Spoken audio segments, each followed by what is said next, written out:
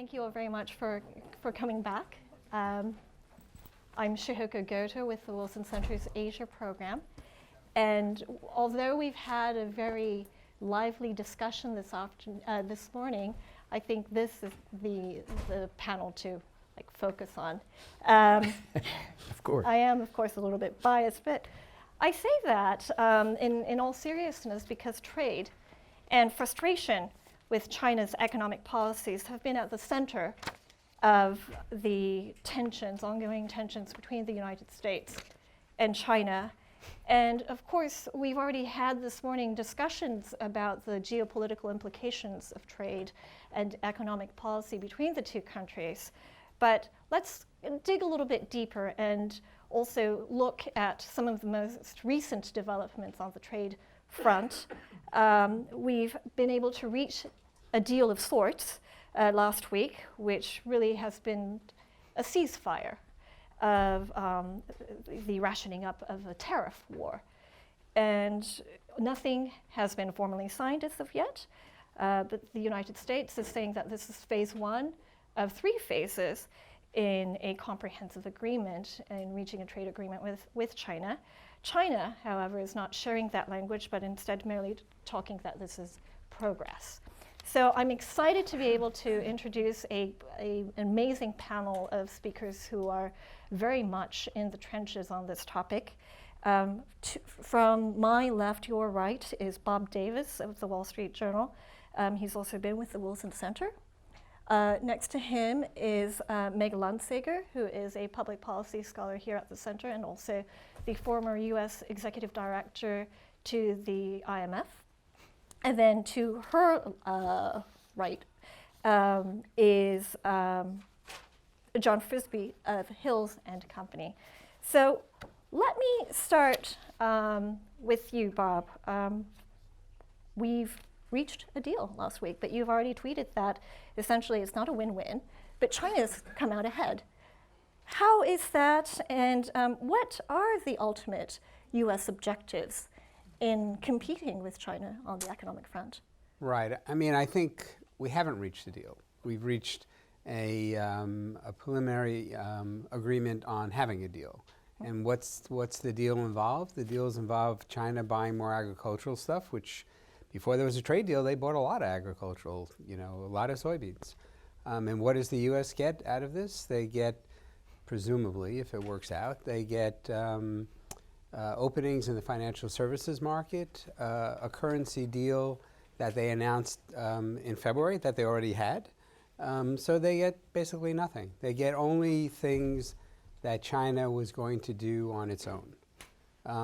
I mean, I think one of the problems in this whole trade war is that we've shifted too much to the idea that China only gets ahead by cheating, as opposed to China sees in its interest a certain degree of reform. They were moving along a track toward opening up the financial services and manufacturing sectors, reducing joint ventures, so on and so forth. So you'd have to ask yourself the question, if Henry Paulson was the Treasury Secretary today, would they be getting anything more than Henry Paulson would have gotten under the strategic and economic dialogue?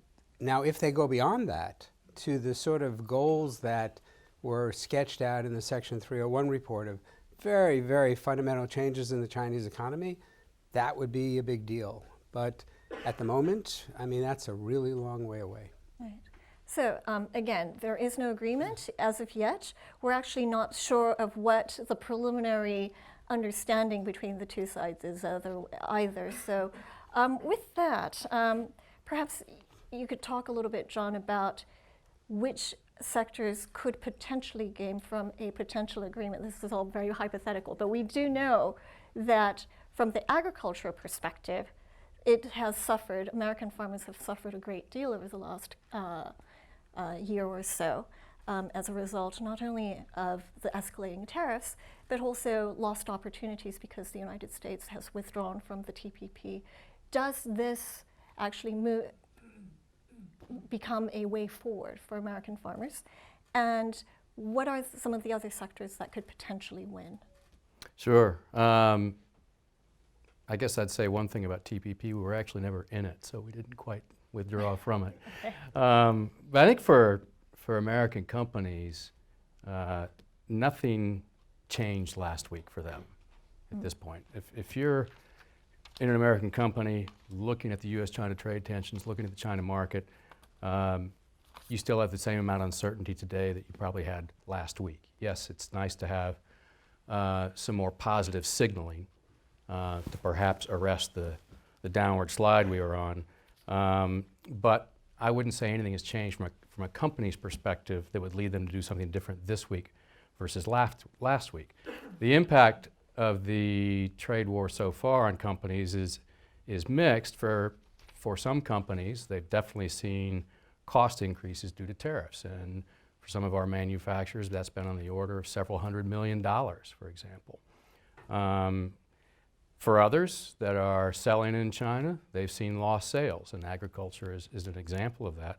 But it's not just them, because think about this. If you're a company in China, whether you're a foreign multinational operating there or if you're a Chinese company, and you're also looking at the U.S.-China trade tensions, and you have a U.S. supplier to your operation, you might be thinking, I don't know if they're still going to be able to supply me in a year's time, either specifically because it might be a certain technology that's under question in the debate, or even just more generally, if there's some risk, or if a company sees some risk in a broader rift between the two countries that might call into question the reliability of that U.S. supplier. So maybe they're also starting to look at other suppliers from other countries, not just domestically, but perhaps from European or Japanese companies that operate in China too. So lost sales in China have been another one.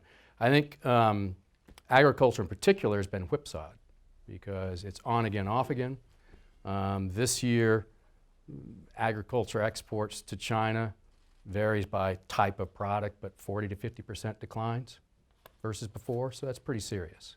And I think they welcome the news that perhaps there will be something to create some more opportunity again. But I'm guessing they're probably also thinking it's somewhat of a fragile truce. Right. And if they can get some sales now, we've seen some increases in Chinese purchases of late, then great. I think on the economies writ large, in other words, the U.S.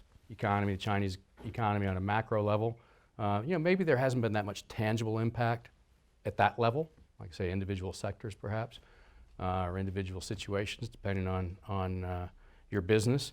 But certainly there's been a big impact on sentiment.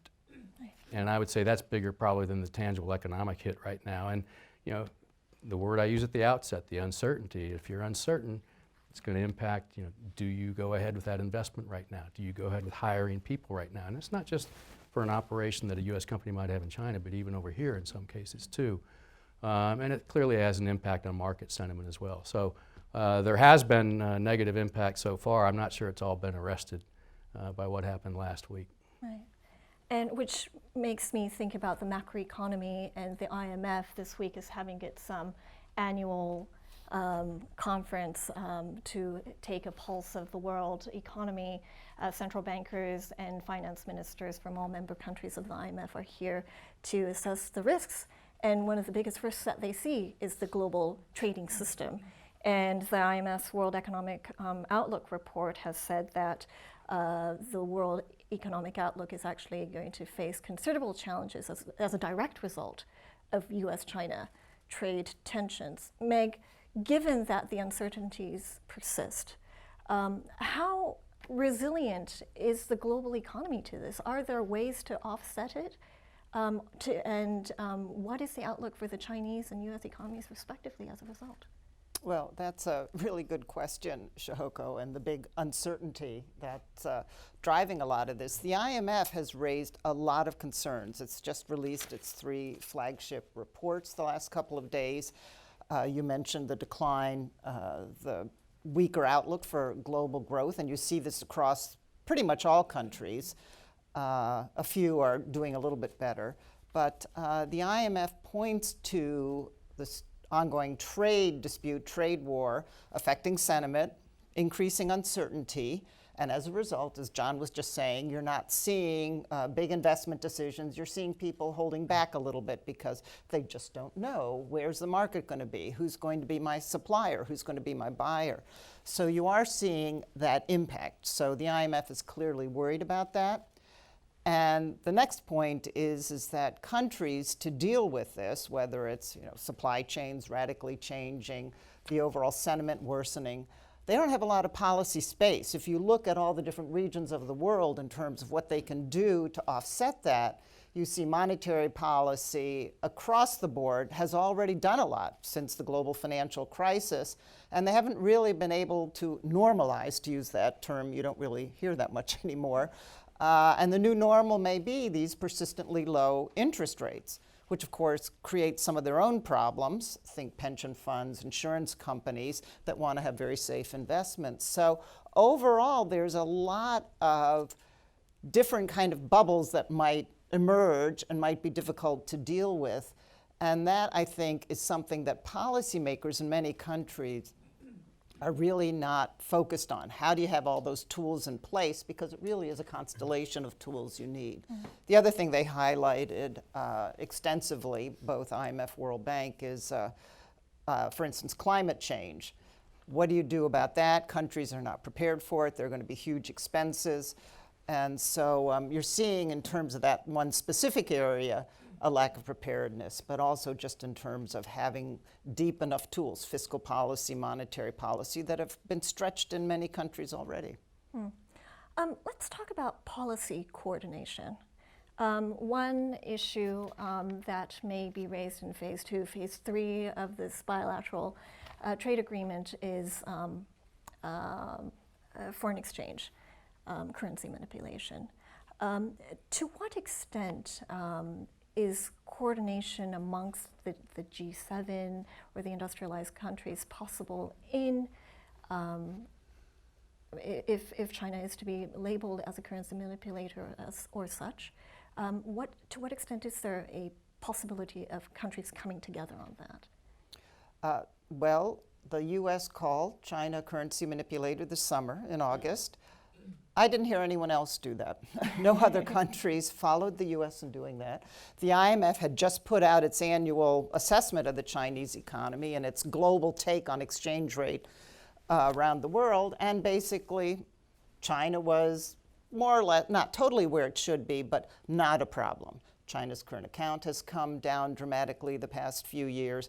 They're not intervening in terms of showing up that their foreign exchange reserves going up. They're not overtly pushing down the currency to be more competitive, even though they have many other ways to do that are not so obvious always.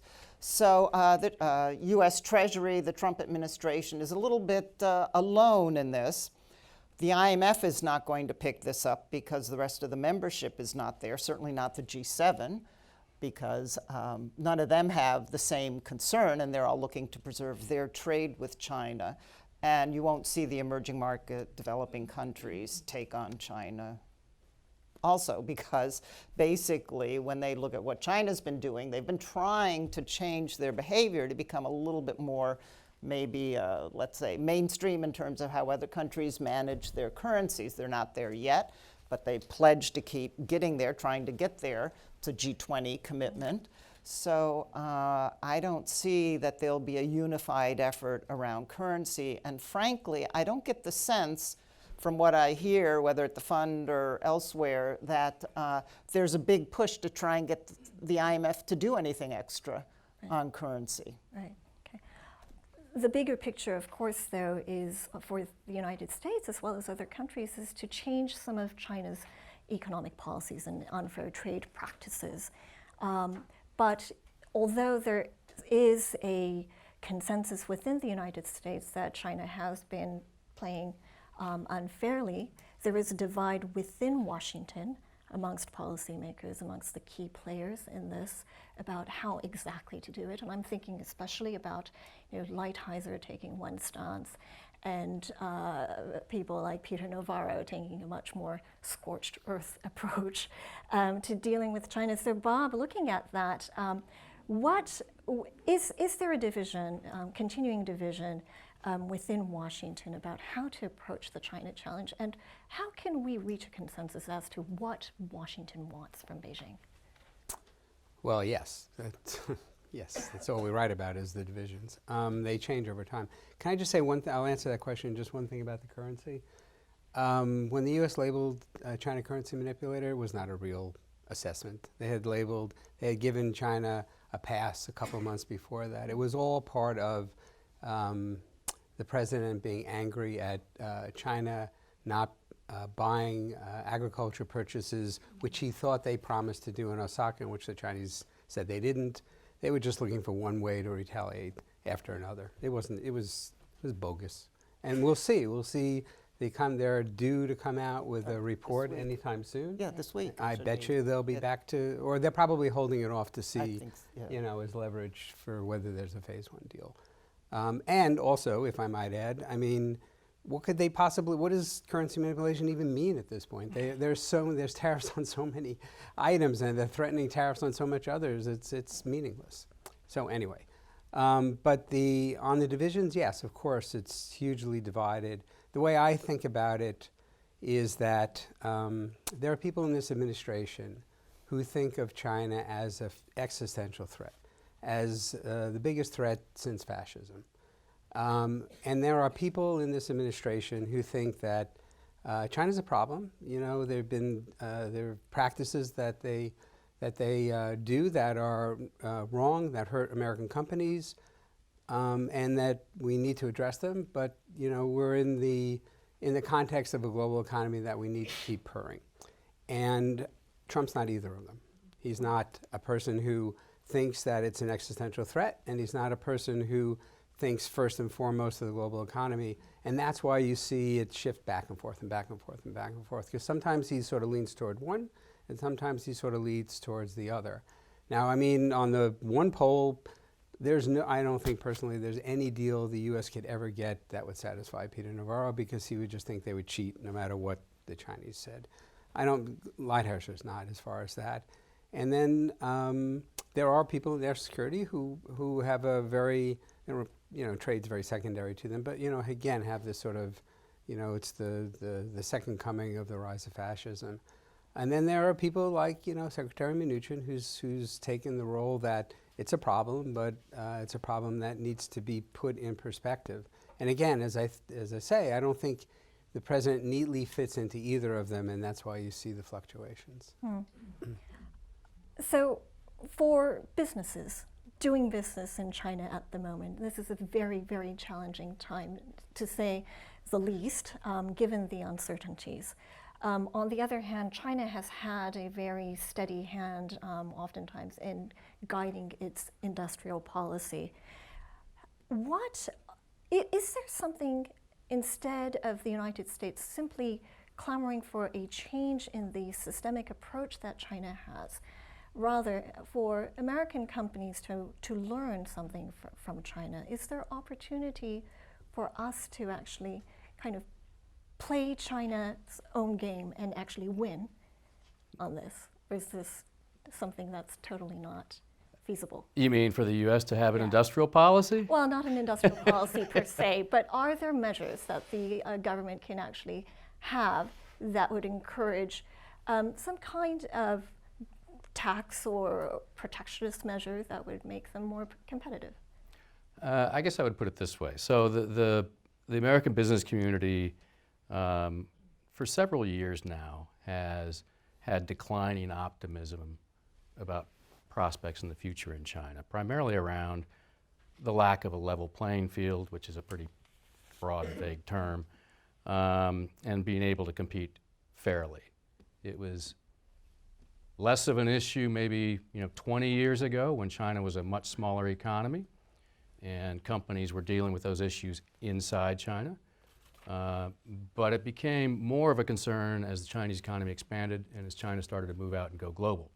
So it wasn't just about perhaps the competitive environment you might face in China, but now it was your competitor in China competing with you in other markets around the globe, including the United States, and perhaps doing so from a protected base at home. And so I think the trend line was of concern for a lot of companies, even as they continued to grow their business with China. In a previous life for me, I was president of the U.S. China Business Council for about a dozen years, and we would always poll our membership about how they saw the environment. And starting 5, 6 years ago, we started to see that, and I'm saying this precisely here, decline in optimism. I'm not saying pessimism, because it wasn't that. The numbers are still pretty strong amongst those who had access to China, and that's a big caveat right there, about growth prospects in China and their ability to be able to participate in capturing at least some of that growth. Maybe not as much as they would like, but China's clearly a growing market. For several years now, China's been producing about 1/3 of global GDP growth every year. More than the US, more than Japan, more than Europe, and in most years more than 3 of them combined. So that's hard to ignore it. But yes, companies wanted to be able to see more fairness in market access, particularly with Chinese companies now moving out and enjoying a more open market in the United States. But companies are pretty strongly unanimous in saying that tariffs are the wrong approach, because there's a lot of self-inflicted harm. Not necessarily going to be the solution that will actually get China to come up with the kind of compromises desired. And I think what we've seen so far with the tariff back and forth has kind of led each side to dig in their heels a bit. I think companies would have been much more strongly in favor of some kind of plurilateral approach. I didn't say multilateral, because the WTO is not where the companies were looking for help, but like-minded countries and economies to be able to coordinate an approach to trying to get them to change some of their practices. And I think other countries and economies were primed to do that, because it's not just U.S. companies that face these issues in China. It's pretty much all foreign companies, very common concern. So I think that's where there's been a big division.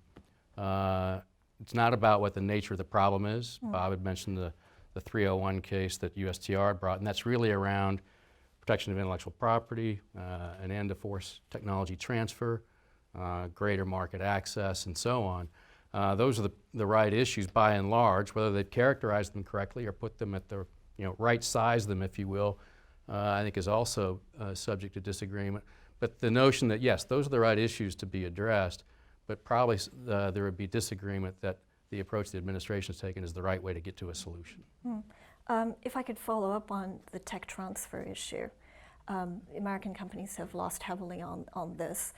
But some analysts would argue that a lot of the technology that has been forced to China is now in China's hands, and now China has the ability to have an advantage over American technology companies in the future.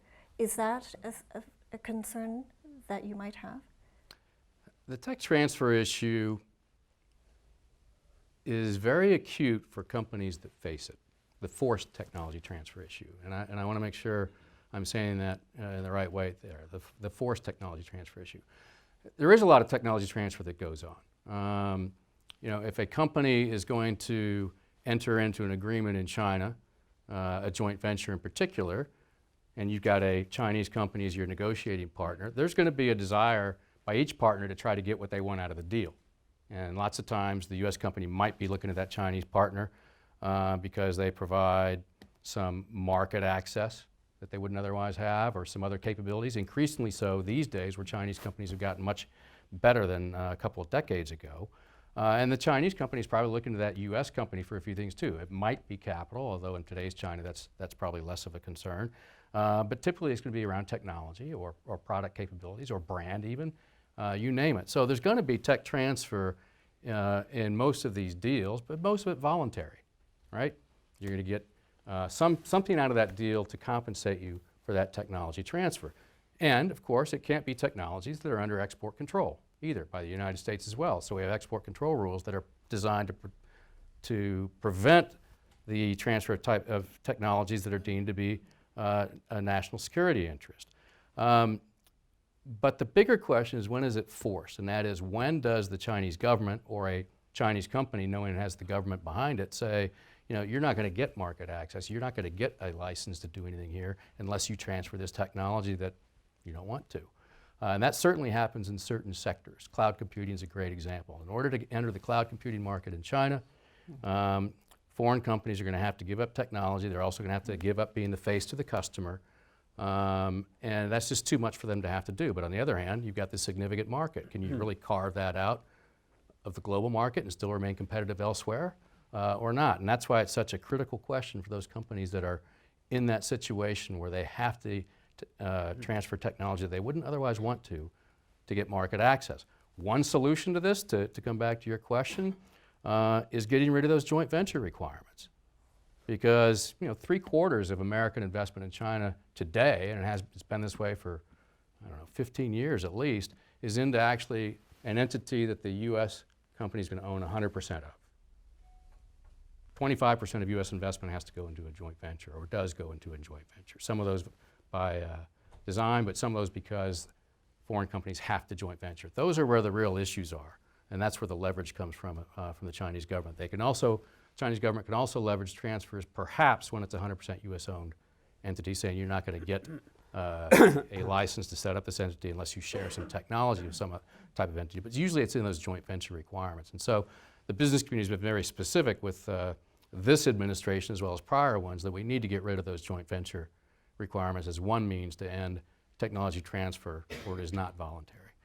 Separate issue is going to be around cyber issues and what that's doing with technology being taken, whether it's from military or defense and so on, or whether it's coming out of the private sector. Right. One question I do want to ask you, Bob, before we turn to the audience is talking about values. We've talked a lot this morning about American values, exporting American values, and at the same time dealing with Chinese control and relinquishing control. I'm thinking specifically about the NBA incident and the NBA supporting the Hong Kong protesters, but it goes far beyond that. We've seen a lot of Chinese involvement in repressing the freedom to call Taiwan. The companies like Marriott and Gap not being able to label Taiwan separately from China itself. We're also seeing, for instance, I'm thinking about Tom Cruise coming out with the latest film, and he can't wear the jacket that he used to because it has the flag of Taiwan as well as Japan on it, so it's been scrubbed out. These are the kind of incursions that we're seeing from China. What does this mean for American values, for American enterprises actually doing business? Does it enter the calculus, do you think? It should. It should. This is a sort of put up or shut up moment, right? I mean, it's easy in the United States to criticize anybody. How much criticism from the NBA or from the NFL is there of the Trump administration? Endless, right? How much criticism of any, policy, any history, any legacy of the United States that is embarrassing to all of us? Okay, fine, but what's the penalty? Nothing, right? So if you stand up for those values in China, you pay a penalty. You're not going to go to jail. I mean, it's a question of, how much does that market mean to you compared to the values you have and the way in which you built this company, because you built this company because, the freedoms of the United States mattered enormously. And so ethics are really simple when there's no penalty or no price to pay. These ethics get really difficult when you pay a price, and that's what China confronts us with. The other thing that's interesting is that if you look at corporate behavior now compared to corporate behavior in the 80s and 90s when Japan was the target and the same concerns, there were CEOs after CEO condemning Japan, famous CEOs, Iacocca, the head of Intel, condemning Japan. And Trump actually started to talk about trade issues at that time, but he was only one of many. I mean, what's different about Trump is everybody else is sort of, stopped, and he still continues on, saying the sort of same things that he said. But the difference was U.S. companies weren't in Japan. They wanted to get in Japan. And so it was easier to criticize because they were locked out. American companies are in China, and it's much more difficult. So it is, China, I mean, the thing that I find totally fascinating about China is it upends everything you think you thought. It makes you rethink, what is it, what's significant about the United States? What's significant about the world? And it just, it's just an enormous challenge for everybody. Let me add a comment, because you had mentioned Taiwan, for example, and how companies treat it. And I think I would differentiate that a bit from what happened with the NBA. The State Department, the U.S. government, the United Nations, the Olympics, they all recognize there's one China. No doubt about it. And they also carefully label things. It's complicated. It's nuanced. And I think for a lot of people, it's way more complicated than they can appreciate. And so I think companies have gotten into trouble when they don't quite understand it, or whoever their web person is redoing a page and ends up making Taiwan a different color. But that's something you wouldn't see the U.S. government do either. And I don't think you should ask companies necessarily to get ahead of that.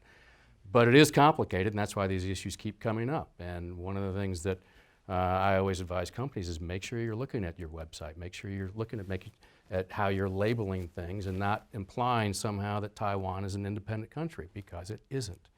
And even, like I say, the United States, the Olympics, the UN would say that too. But these are going to continue to get tripped up on, I'm sure, because it is so complicated. But we shouldn't be asking companies to do more than those organizations I mentioned are doing themselves. Right, so it follows the State Department code. Yeah, because if you're advocating separatism, then yes, that's something that's going to be crossing the line in China.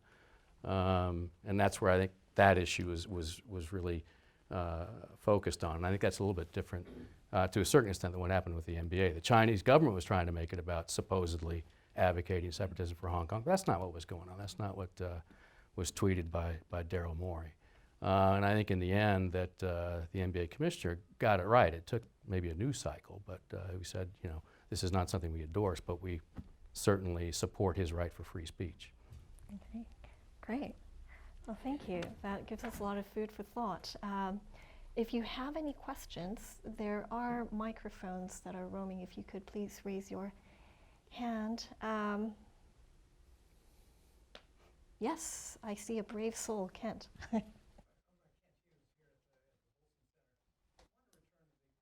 Mike. Are we talking about an industrial policy? And it strikes me that in rethinking our approach to China, we're contrasted in a world where they have a long-term strategy, they have a set of economic priorities, and we don't. And the question is, can we really compete with that different model? We've faced it a bit in Japan, we adapted to it, we did well in the longer term, but can we really avoid picking a set of key priorities? Let's say semiconductors. Would we like a world in which we were totally dependent on China for microelectronics? Could I take a crack at that? Yeah. I used to cover Kent years ago when he was at the Council of Competitiveness, so I know he's raised these issues for many years. I think one of the biggest absences in this current administration's efforts towards China is exactly what Kent's talking about. If you think about it, it's all defensive. It's tariffs on this, sanctions on that. You can't come here, unless you do X, Y, and Z. But where is the affirmative agenda? Where is the U.S. leads in almost, if not all, the technologies that China talks about in terms of technologies of the future. The U.S. has a lead, so what's the U.S. plan to keep that lead? The United States doesn't do industrial policy in the way that China does. But it's phony, it's mistaken to think the U.S. doesn't do industrial policy. During the Reagan era, when again, the challenge was Japan, they built Semitech, which was a project to keep the semiconductor industry, ahead of Japan, or to save part of the semiconductor industry. They created the Semiconductor Research Council, or Research Corporation rather, which pooled semiconductor research. There are ways in which the United States stays ahead. It has a rich innovation system which relies enormously on federal funding of basic research. The administration plans to cut it every single year. Congress has reinstated it. But it's remarkable to me. And I've asked administration officials exactly what I've said. So why, why don't you, what's, what's holding you back? And then all of a sudden they become traditional Republicans. Well, we don't pick winners and losers, as if tariffs isn't exactly picking a winner and loser. Right. So anyway, that's my speech on that. Mahler? Yeah, I mean, I don't think we should feel like the China model is one we want to emulate. I'm not sure we want to go down to their level necessarily, and I don't think necessarily that they're going to have this great success either. They can create a lot of damage in the meantime, though, through supporting certain industries and overcapacity and everything else. But even a lot of the headlines today are around China's slowdown. And is the Chinese economy in trouble? I don't think it's as in much trouble as a lot of folks seem to. I don't think it's in as much trouble as the Trump administration thinks too, and I think they got a lot less leverage around that than they think, and somebody else may have an opinion on that. But they are slowing down. Part of it is the fact their economy is so doggone big. If you just look at that real GDP growth number every year, it's going to get smaller. It's off of a bigger base. There's some math going on here. But that's not all of it. There's another portion of it that is some choices they've been making in the last 5 or 6 years, and that is they've gone back to funneling more resources and more credit to their state-owned sector, which is incredibly inefficient. And that's explained some of the problems they've had when they were doing better and had higher growth and more efficient growth. Is primarily be driven by their private sector. The private sector is being a little more starved for capital now. You've got people like Bert Keidel who could speak better to this question than I can. But I don't think their model is necessarily one that's we want to emulate. Okay, yes. Yeah, I just wanted to pick up on what John was saying, and Bob too, what it's done, this point about China still channeling a lot of resources into the state-owned enterprises, keeping that going, and then limiting the other sectors of the economy. It drives a lot of what we would consider to be more privately run or private type entities into what we would call shadow banking, different sources of finance. So they're borrowing at higher rates. They're maybe not, the lenders are not necessarily doing the same sorts of credit checks, assessments. And so you may have a growing sort of undercurrent of debt there that's not captured in the official statistics. And I think a lot of these entities figure in the end, oh, well, the government will bail us out. They'll just tell the People's Bank to tell the banks to lend to these guys and keep it going, which I do think can keep things going for a long time, but it builds up and it builds up. And the question is, will it reach a point where that then becomes a limit on the Chinese government's ability to handle all this? Yeah. Not yet. Right. Okay. The gentleman here, if you could hold off.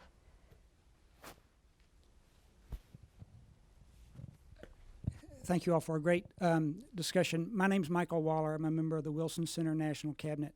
The predicate for my question is the assumption that one can advance one's own arguments more effectively if you're able to articulate the arguments of the party on the other side of the table. Can you take us behind the closed doors of these trade negotiations and give us some sense about what the Chinese are bringing to the table in terms of the main points that they want to articulate or the context they put around them in order to persuade their American counterparts to see things their way? Thank you. I think, how would I phrase this? I mean, it's the Americans are the demandeurs in the terms of, the trade world. I mean, so they're asking for a lot of different things, right? And I think the Chinese response is, let's try to slow it down. Let's try to stretch it out. It's one-sided. What about restrictions? What about things that we want? Visas, access to new technology, acquisitions that you've stopped, and they've tried to make it more what they would call balanced. I mean, that's how they would argue it. And also, fundamentally, remember, these are two sovereign nations, right? The United States can't get China to do anything. China has to agree to it. I mean, we sort of overstate the power of the United States enormously. I mean, when the United States negotiated a trade deal with Colombia, a moderate-sized country that's enormously dependent on the U.S., it took years, right? I mean, so there's a limit to what the U.S. can do, and that China has the veto of just not agreeing. I mean, the cost to China if they don't agree is tariffs on virtually everything they sell to the United States, and maybe the loss to the U.S. market. But still, it's a sovereign nation, and there's a limit to what the U.S. can push, and the U.S. negotiators realize that. Can I just add, I found in my negotiations with the Chinese when I was at Treasury doing financial services in the WTO, or even working with counterparts at the People's Bank at the IMF, I always tried to use arguments that would be persuasive, that would we'd end up with a win-win, trying to come up with arguments that would show to the other person's advantage, the other country's advantage, that it's to their benefit to enter this agreement. And somehow I get the sense that may be lost, as Bob was really just illustrating. And I think that's really unfortunate because you get much more change likely to happen if they see it in their own interest. Right now, I don't think the U.S. is negotiating in a way which is going to make the Chinese more inclined to change their state-owned enterprise-based system. So I don't think we found a way to do it effectively, and we haven't brought in other allies, as my colleagues were suggesting, that have the same problems, plurilateral approach. Here's what I would add to it. Also not new, but certainly intensified in the last couple of years, is the amount of distrust in the relationship. And it's been building. It's always been there to a certain extent, but certainly been building, but over the last 2 years it's been intensified. And from the Trump administration perspective, there are those who have the view that you can't trust China to honor an agreement, so they're going to be very careful how they negotiate one. Two, as Bob said, those who see China as the enemy, not in the future, but today, and you don't do a trade deal with the enemy. But at the same thing coming back the other way from Beijing, a lot of distrust towards the United States. Some with the president because they're very wary about how they can do a deal with him with any confidence that they can close it without it changing on them. So they're already wary in how they will approach doing a deal with the United States. But there are those in China too who see the U.S. as their principal enemy. And who also feel that the United States is really bent on containing China's rise. Again, not new. That element's been there in China all along, but they've been emboldened by approaches or by actions taken on either side, and those that are more hawkish on either side, I think, are in the stronger position now. This matters because in China, they've had, throughout their several decades of, in the post-Mao era, factions, yes. And I'm going to go out a little bit on a limb here because I can see Winston Lord and I can see Stapleton Roy back there who know a lot more about this than I do. But generally, you've got those who are more reform-minded and those who are more conservative-minded, those who might favor a more reform-type economy, those who favor maybe more of the state planning Soviet style, those who tend to be more, just by what I just said, favorable towards the U.S., those who see the U.S. more suspiciously. And I would say those in the second camp have probably got a stronger voice right now because they see a lot of the actions the United States is taking. We haven't even talked about, say, Huawei, for example, but they see all that part of a design by the United States to try to keep China down. So you can imagine in that environment, it kind of makes it hard in their own interagency discussion about how they do a deal with the United States. How much do they concede? Because you're going to have voices over there that have a lot to point to right now. Will say you can't trust the United States, and we don't necessarily want to do a deal with them like they're demanding. A mini deal, yeah, that can be done perhaps if it's purchases, but I think we haven't seen China yet indicate how they're going to ink that deal, and Bob alluded to this. They're going to step up agricultural purchases. They've already started doing that. Are they going to get to the number that the president put out there? I don't know. Are they going to require anything else around Huawei? Probably. So I think the two things that they wanted as they went into these talks, and it's actually been there since the beginning, is relief on tariffs. And so far all we've seen is no additional tariffs, right? Mm-hmm. Not relief of what's been out there. And you still got tariffs that might go into effect on December 15th. There would be new tariffs as well. Those are still on the table unless this deal gets done. But the other thing I think that they want to see something on is Huawei, and that's a much more difficult issue for both sides for the reasons I just said. Could I just add something? You made me think of something there. So we're at a different point in the negotiations at the moment, right? I mean, what's hanging out there are the remaining tariffs on basically consumer goods. When the president threatened tariffs on consumer goods, everybody but Navarro tried to talk him out of it. I mean, he went ahead and threatened with it anyway. I mean, tariffs are always sort of shooting yourself in the foot a little bit, or maybe a lot, because U.S. companies are the ones paying the price. But in this one, in what's remaining, these are like 25% tariffs on iPhones, 25% tariffs on laptops. Consumers are going to notice iPhones going up 20% or 15%. The Chinese realize that the threat of tariffs is more and more diminished the further we get along. I think the U.S. is sort of looking for an excuse not to have to put those last tariffs into effect, or if they put them into effect, to have some sort of process where they really don't go into effect, so you don't go to a Best Buy or go to a AT&T store and have to pay 20% more for an iPhone. So I think the leverage of the U.S. diminishes on the tariff part.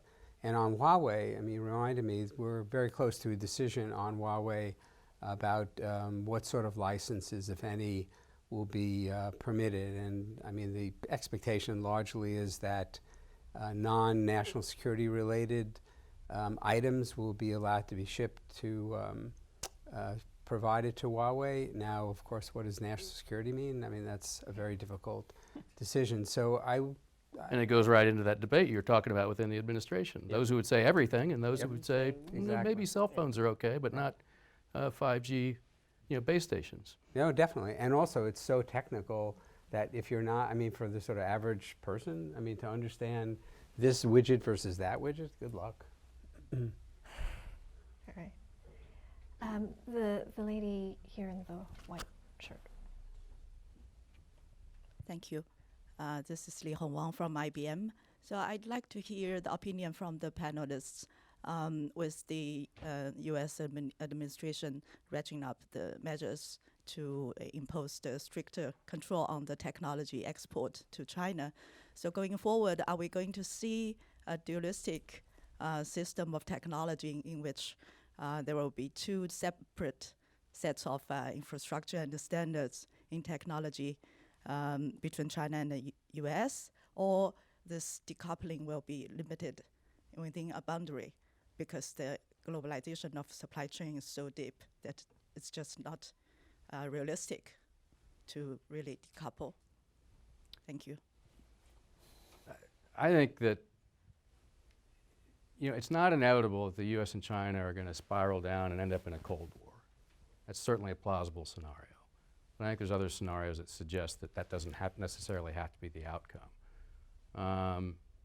People matter. We've got an election coming up in a year, and I think it's hard to predict where things might go. But I would say, no matter how things end up, and if you get maybe a more pragmatic administration that comes in that might return to a more multilateral approach, for example, as some of the candidates have talked about, or maybe less reliance on tariffs, you will still see, I think, some decoupling, because I think the momentum is already there and underway. But the extent of it is what's to be determined.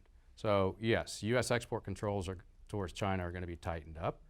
On the investment side, there will also be greater scrutiny over inbound Chinese investments.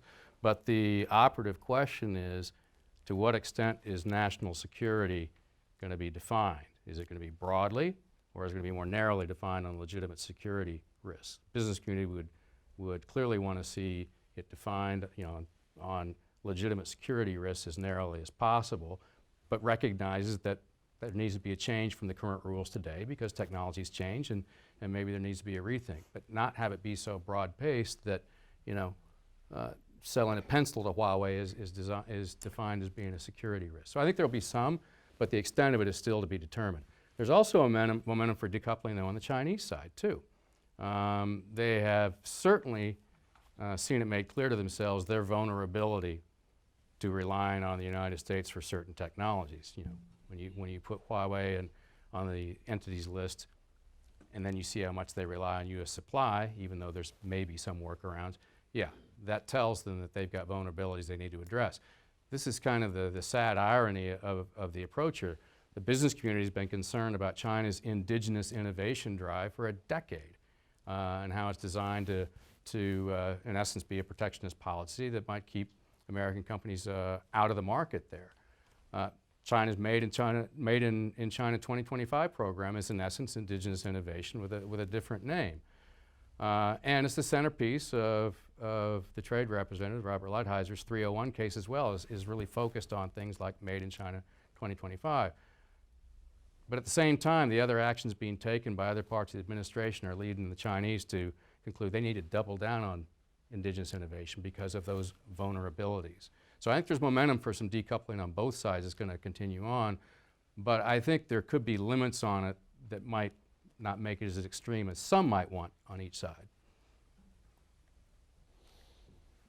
I would just add, I am a little worried. I hope you're right, that it won't be that bad, but I am a little worried because the U.S., certainly this administration, has been willing to, or has been energetic about stretching that national security definition to cover all sorts of things. I mean, when we hit Canada, Canadian steel, based on a national security law, I was just astounded. I mean, how can Canada be a national security threat to the United States? So it really, I mean, I think that's such a clear signal of how far this administration is willing to go and grab, like in the CFIUS process, the Committee on Foreign Investment in the U.S., which is strengthening its rules right as we speak.